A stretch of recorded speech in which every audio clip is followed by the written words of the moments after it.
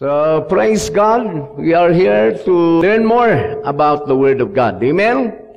Tayo po ay nandito upang sa ganoon ay mag-aral ng salita ng Diyos. Mag-aral, makinig. Amen? At ang ating mensahe ay matatagpuan o makikita natin sa John chapter 3, verse 27. John chapter 3, verse 27. Ganito po ang sinasabi, sumagot si Juan at sinabi, hindi makatatanggap ng anuman ang isang tao malibang ito'y ipagkaloob sa kanya mula sa langit. Sa English, John answered and said, a man can receive nothing except it be given him from heaven. Dito natin ibabase ang ating mensahe na walang matatanggap o hindi makatatanggap ng anuman ang isang tao maliban ito'y ipagkaloob sa kanya mula sa langit. Ito bang mensahe natin? Wala tayong matatanggap, maliban na lang kung ipagkaloob sa atin ng Diyos sa langit. Lahat ng pwede nating matanggap, kailangan alamin natin na yun pala ay kailangan may pahintulot ang Panginoon sa langit. May dalawang bagay or paraan ng tao upang siya'y makatanggap. Dito sa banal na kasulatan, ang una nating tatalakayin yung negative side. Alam nyo, kahit yung mga unbeliever, kahit yung masasama, makasalanan, ay mayroon ding silang natanggap sa Diyos. Naniniwala ba tayo dyan? Mayroon din silang natanggap sa Diyos. Pero kailangan natin makita ang difference ng taong tumatanggap sa Diyos sa magitan ng biyaya at yung taong tumatanggap na hindi sa mamagitan ng biyaya ng Diyos. Titingnan natin sa Ecclesiastes, ito yung negative side. Kahit yung mga masasamang tao, mayroong silang natanggap sa Diyos. Kaya kung minsan tayo'y nagtatanong sa ating sarili or nagtatanong sa Diyos, bakit? Kahit naman yung makasalanan, bakit sila'y napupromote, yung mayaman, bakit ganun? Bakit hindi lang yung mananampalataya o tumanggap ng biyaya, yung napupromote, yung mayaman? Yun ang katanungan ng maraming tao. Pero ipapakita ko dito, yayaman din yung mga makasalanan. Yayaman din yung mga tumanggap ng biyaya. Mayroon din silang kakayahan, yung mga makasalanan na nagmula sa Diyos din. At mayroon din naman tayong kakayahan na nagmula sa Diyos na tumanggap ng biyaya ng Diyos. Tingnan natin ang difference sa Ecclesiastes chapter 2, verse 26.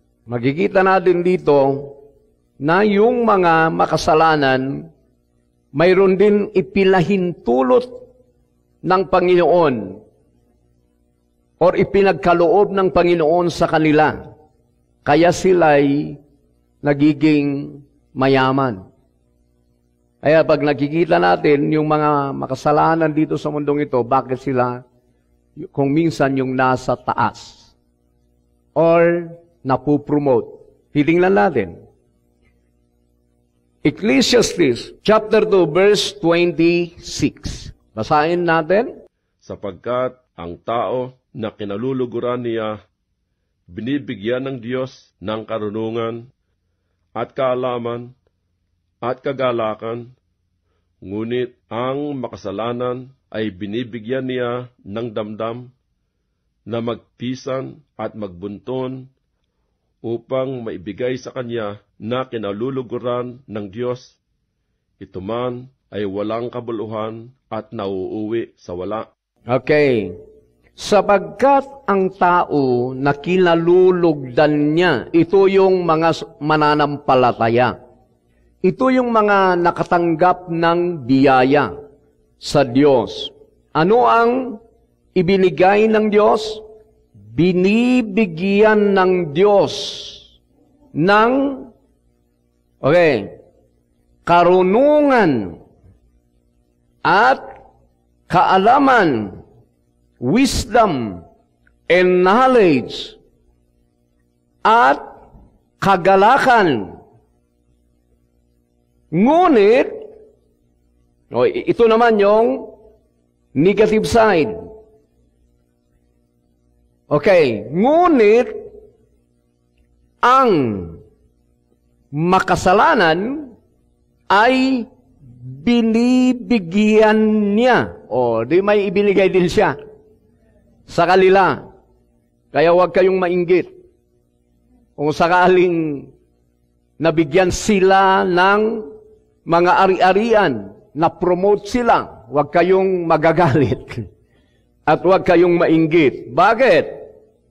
Ngunit, ang makasalanan ay binibigyan niya ng damdam or damdamin na magpisan at magbuntun. Naunawan ba natin yung Tagalog nito? To heap up and to gather.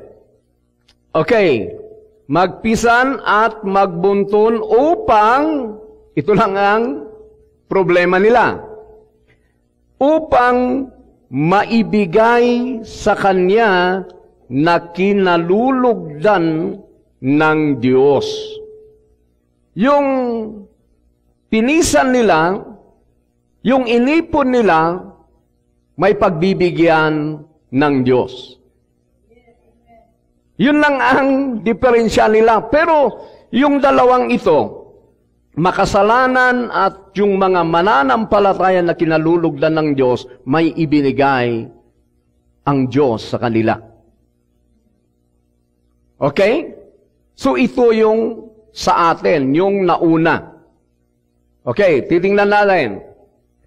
Verse 26, sapagkat ang tao na kinalulugdan niya. Sino yung kinalulugdan ng Diyos?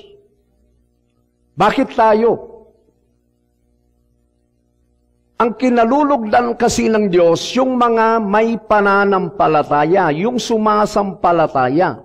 Hindi niya kailanman kalulugdan yung walang pananampalataya. Makikita natin yan mamaya sa Hebrews. So, sapagkat ang tao na kinalulugdan niya, binibigyan ng Diyos ng ano yung una? Karunungan, wisdom, and knowledge, and joy, kagalakan. Amen? Kaya yun ang tanggapin mo muna, hindi yung kayamanan. Wisdom, knowledge, and joy.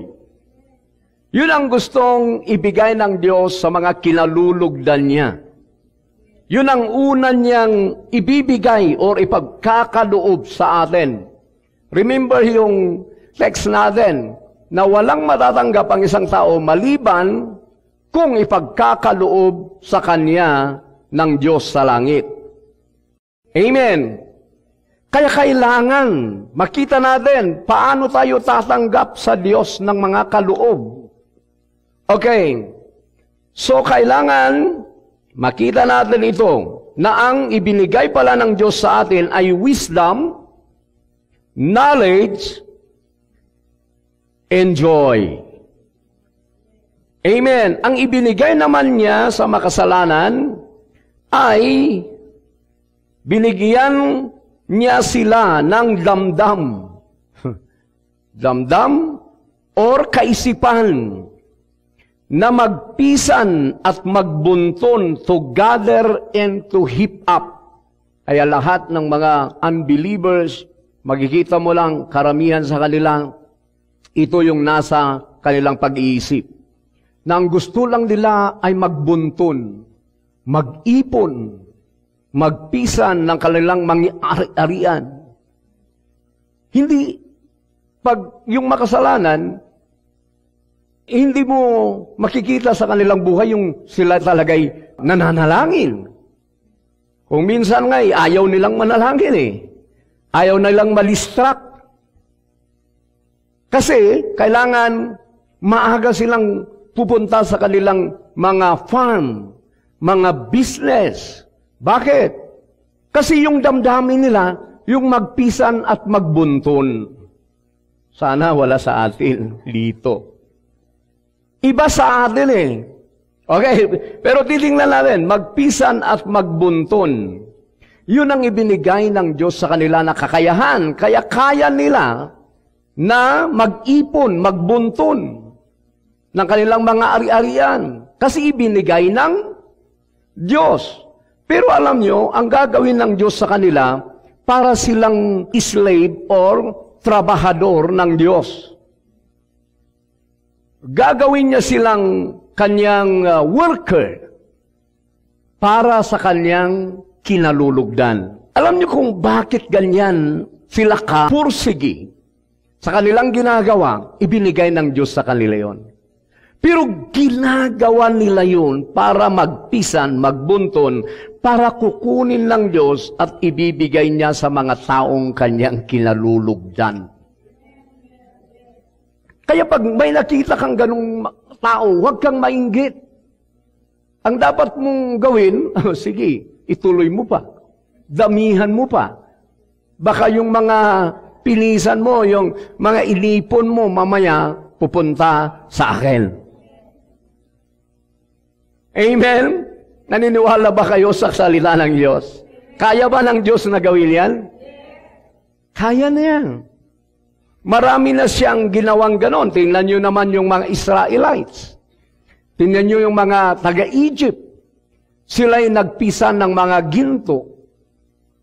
Marami silang kayamanan, pero nang dumating ang panahon na kukunin na ng Diyos yung kanilang inipon, nung umalis na yung mga Israelites sa Egypt, ay kinuha nila yung mga ginto ng mga Egyptian.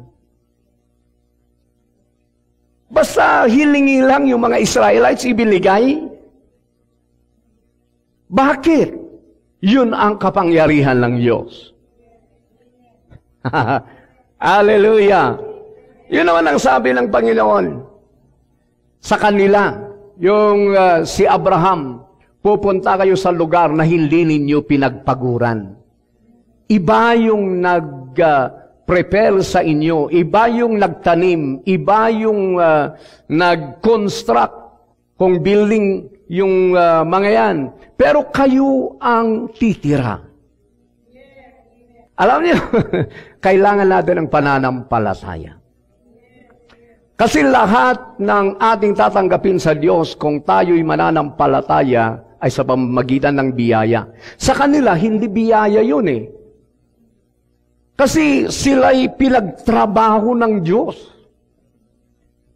Sila'y kahit napapagod, kahit sila'y wala ng rest, wala silang kapahingan, sige pa rin upang gawin nila yung pinagagawa ng Diyos sa kanila. Pero ang problema dito, kukunin ng Diyos yung kanilang pinisan at inipon at ibibigay niya kung sino yung kinalulugdan niya. That's the problem. Another thing is, sa Proverbs tayo. Proverbs chapter 13, sa verse 22.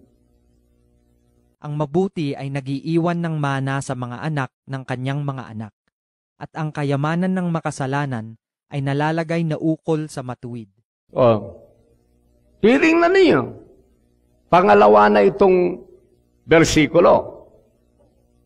Nakikita nyo, sabi niya, ang mabuti ay nag-iiwan ng mana sa mga anak ng kanyang mga anak. Amen. Okay. At ang kayamanan ng makasalanan ay nalalagay or pupunta sa mga matutuwid. Dalawa na yan. Yung sinabi ng banal na kasulatan kanina, John 3:27, unless a man or ang isang tao ay walang matatanggap, maliban kung ipagkakaloob ng Diyos. Kahit yung mga unbeliever, minsan, sa kapanahunan ng ating Panginoong Hesus at sila'y nag-usap kay Pilato. At sabi ni Pilato sa kanya, yung tungkol sa kaharian, ang kanilang dinidiscuss. Sabi ni Pilato, alam mo bang mayroon akong kapangyarihan upang ikaw ay palayain? Sabi ni Jesus, wala sana sa iyo yan kung hindi ibinigay ng aking Ama sa langit. So kahit pala si Pilato na naging leader ay ipinagkaloob din ng Diyos. Pero may purpose. Ano yung purpose? Bakit ipinagkaloob ng Diyos na si Pilato ay maging opisyal sa kapanahunan ng ating Panginoong Hesus? Sa kanya pala mapupulfill ang hula na mayroong mga opisyal na uusig kay Kristo, isa si Pilato. Kaya ibinigay ng Diyos sa kanya yung position na yon. Kaya kung minsan, kahit dito, bakit ibinigay ng Diyos ang position kay Mayor? God has a purpose. Amen? Bakit ibinigay niya kay President Duterte ang pagka-presidente? May purpose. Kaya, huwag tayong mainggit. Ang purpose nila, hindi natin alam, baka yun ay para sa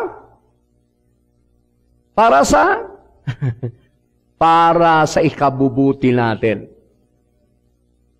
Kung minsan kasi, pag nakikita natin mga unbeliever ay puro na lang makasatanas, yun ang ating akala. Pero hindi na, pala natin alam na mayroon pala silang ginagawa para sa ikabubuti natin. Amen? Papakita natin. Hindi natin alam.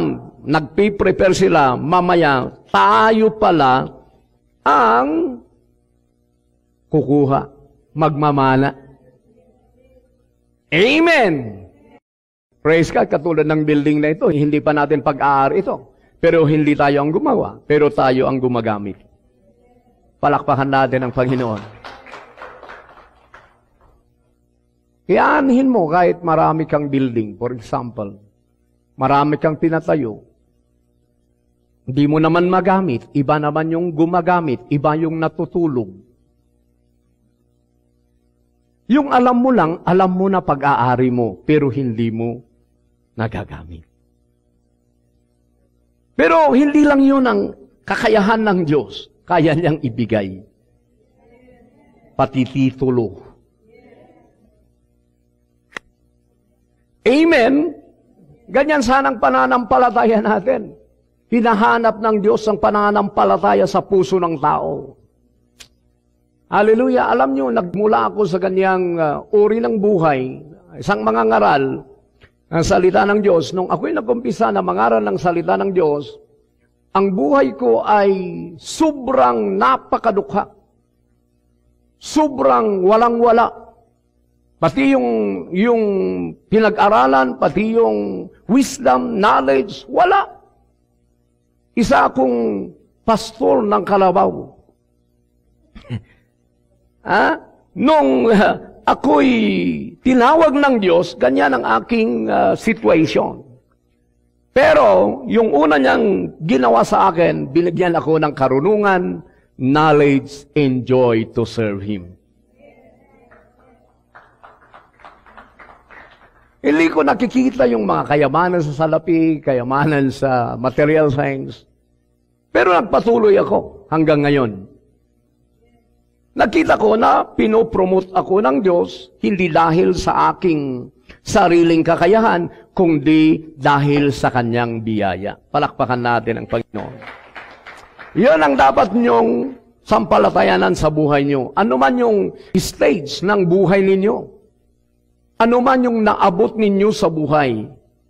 Don't give up kung mayroon kayong mithiin or mayroon kayong dinidesire na gusto nyong maabot sa buhay. Kailangan ninyo yung kaloob na magmumula sa langit. Okay, balikan natin yung mga taong makasalanan. Di ba kahit yung promised land, bago kukunin ng mga Israel yung promised land, yung nakatira doon ay yung mga kaaway. Di ba? Nakapwisto na sila doon. Pero yung promise na yon ay para sa mga Israel. Pero may nakapwisto na. Kung minsan ganun din ang buhay natin. Yung para sa atin, may nakapwisto na mga taong mga kasalanan, mga espiritu ng mga unclean spirit. Pero pag tayo'y magpapatuloy na tayo'y kalulugdan ng Diyos, yung mga lugar na yon, yung mga ari-arian na yon, ay ibibigay ng Diyos sa atin because that is for us. Palakpak sa Diyos. Alam niyo noon nag-uumpisa pa yung ministry natin, that was 2005 yata yon. 2005 or mga 2005 or 2006, gano'n. Kami naglalakad ng aking sister-in-wife, si Sir Jula, dito sa banda dyan lang, sa baba. At nakikita ko yung streamer dito, yung tarpaulin, ano? Nakikita namin na church ito. At may umahawin. Kasi sabi ko, Lord, kailan kaya ako magkakaroon ng opisina na katulad nito? May nananalangin at sinasabi ko rin sa aking sarili, mangyayari kaya yon. Nung una yun sinasabi ko, parang hindi namin yung mga ganito, kaya ang hanapin namin yung parang kubong-kubo lang. Parang ganon. Pero nang pumunta na tayo dito, nakita ko na yung kapangyarihan ng Diyos na totoo. Dati naman nakikita ko sa ibang bagay, pero dito sa lugar na ito. Di ba ito yung sinasabi natin noon? Sabi ko sa my wife, di ba ito yung building na sinasabi natin na sana magkaroon tayo ng ganito rin na fellowship hall at office? O natupad na. Nandito na tayo. Kaya yun ang gagawin ng pananampalataya pag ikaw kalulugdan ng Panginoon. Mayroon siyang ipagkakaloob sa iyo. Amen! So, that's the plan of God for us. Hindi yung makasalanan talaga ang gusto niyang pagpalain, kundi yung kanyang kinalulugdan. Sino yung mga taong kinalulugdan niya? Hebrews. Dito na natin makita, para makita natin na tayo talaga yun. Kasi siguro sa inyo, marami pa naman akong pagkukulang, baka hindi ako yung kinalulugdan ng Diyos.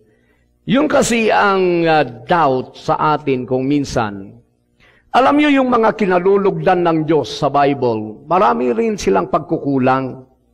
Pero bakit sila kinalugdan ng Diyos? Tanong, si Moses na kinalugdan ng Diyos, wala ba siyang pagkukulang? Marami. Si David na kinalugdan ng Diyos, wala ba siyang pagkakamali? Marami. Si Abraham na kinalulugdan ng Diyos, Wala ba siyang pagkakukulang at pagkakamali? Marami. Pero sino ba talaga yung mga taong kalulugdan ng Diyos? Ito ang sinasabi ng banal na kasulatan. Hebrews chapter 11, verse 6. Pakibasa. At kung walang pananampalataya ay hindi maaaring maging kalugod-lugod sa Kanya, sapagkat ang lumalapit sa Diyos ay dapat sumampalatayang may Diyos, at Siya ang tagapagbigay ganti sa mga sa Kanya'y nagsisihanap. Okay? Sinong mga kinalulugdan ng Diyos? Yung may pananampalataya. Mayroon ba kayong pananampalataya sa Kanya? Sumasampalataya ba tayo na sa Kanya magmumula ang mga kaloob para sa atin? Sumasampalataya ba tayo na Siya yung Diyos na mayaman and He is so generous God to us? Tayo ba'y naniniwala na ang Diyos ay makapangyarihan, walang imposible sa Kanya? Dapat natin sampalatayanan ang Kanyang pagka-Diyos upang malugod Siya sa atin. Yun ang kinalulugdan niya. Pag-atrasan natin yung verse 5, sa pananampalataya, si Enoch ay inilipat upang huwag niyang makita ang kamatayan. At hindi siya nasumpungan sapagkat siya'y inilipat ng Diyos, sapagkat bago siya inilipat ay pinatutuhanan sa kaniyang siya'y naging kalugod-lugod sa Diyos sa pamamagitan ng pananampalataya. Kaya yung mga taong may pananampalataya, katulad ni Enoch, katulad ni David, katulad ni Moses, katulad ni Noah, katulad ni Joshua, katulad ni, sino ba? Yung mga namuhay sa pananampalataya. Si Paul, si Peter, si John, sino ba? Tayo. Bakit parang ayaw niyo Sila yung mga kinalugdan ng Diyos. Kaya dito natin matatanggap yung biyaya or kaloob ng Diyos para sa atin. So iba tayo sa makasalanan. Yung makasalanan, mag-ipon sila, magbunton, pero hindi dahil sila'y pinagpala, kundi upang kukunin ng Diyos at ibibigay sa taong Kanyang kinalulugdan. Pero tayong mga kinalulugdan niya, yung inipon natin, yung ipinagkaloob niya sa atin, hindi niya kukunin. Kasi yun talaga'y para sa atin. Kaya, dadagdagan. Hitingnan natin sa Proverbs. Hallelujah! Proverbs na naman tayo, chapter 10, verse 22. Ito yung mga pinagpala ng Diyos. Oh, hallelujah! Amen? Proverbs 10:22. At kung ano man naman ang mayroon sa atin ngayon, kailangan sampalatayanan natin na galing sa itaas yun. Yun ang sinabi ni Pastor Kibuloy noon sa mga nasa channel ko.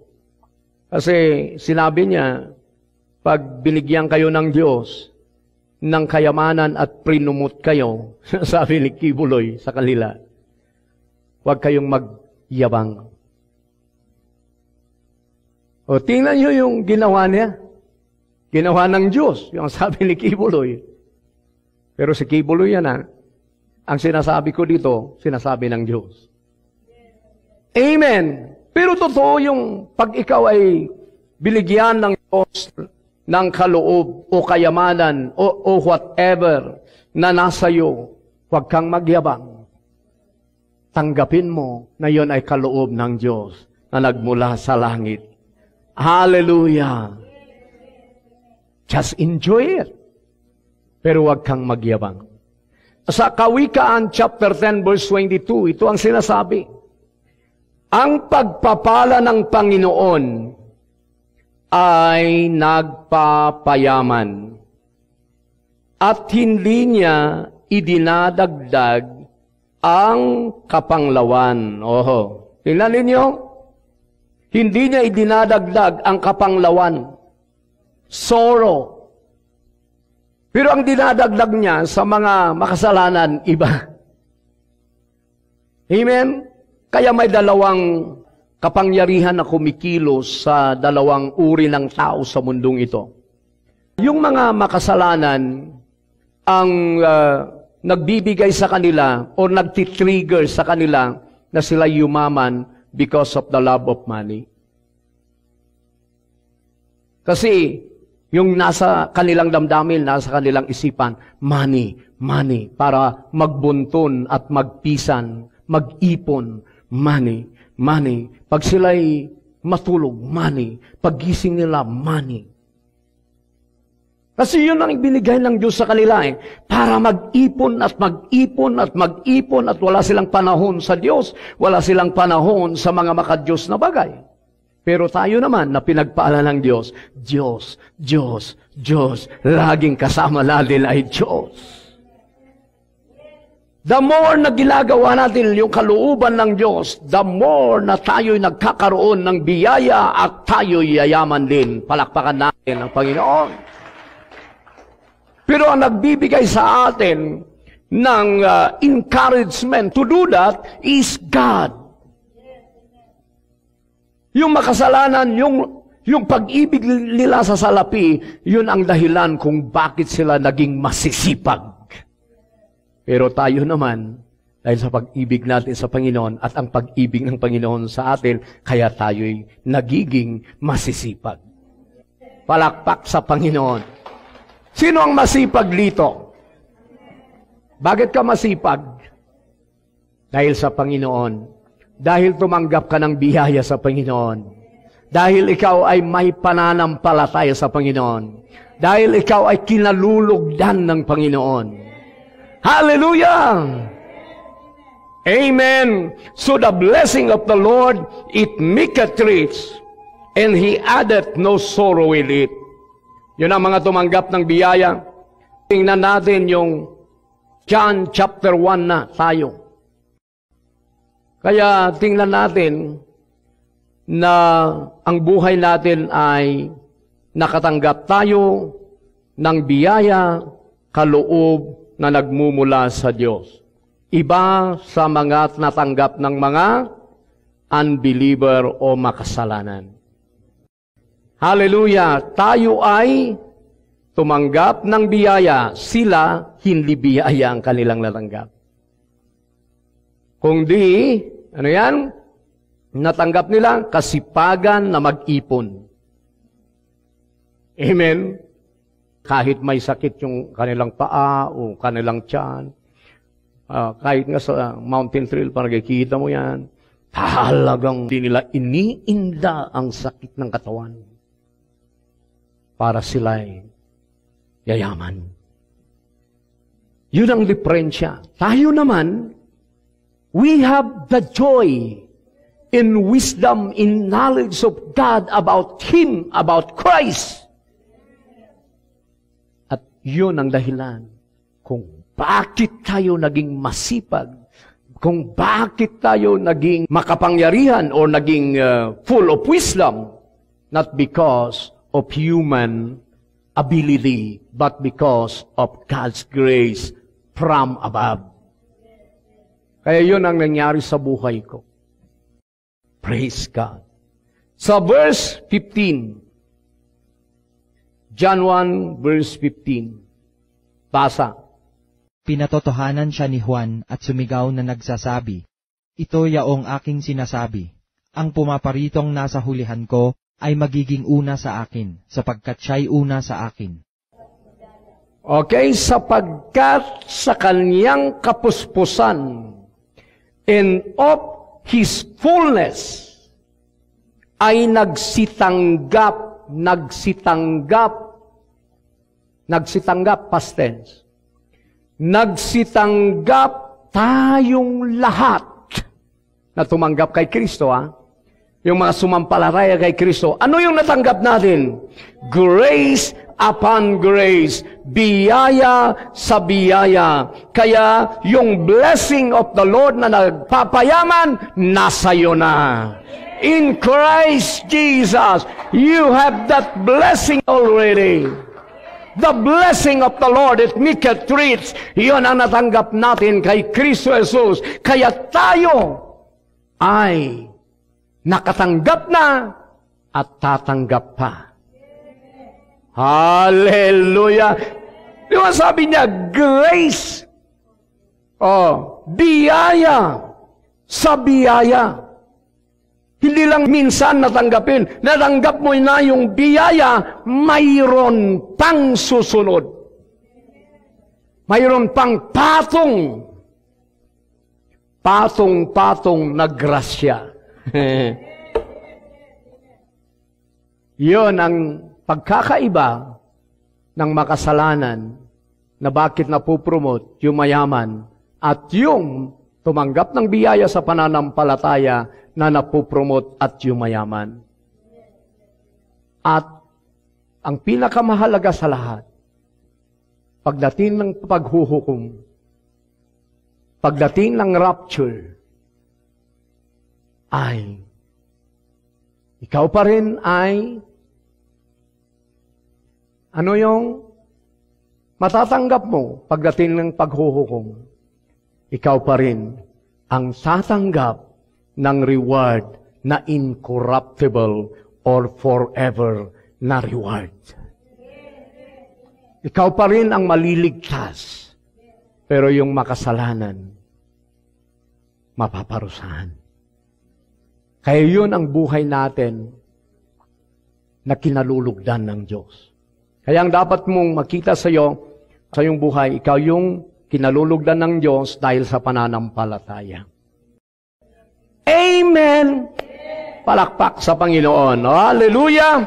Kaya tayo ay makatatanggap sa mga biyaya na magmumula sa langit dahil tayo ay kinalulugdan niya.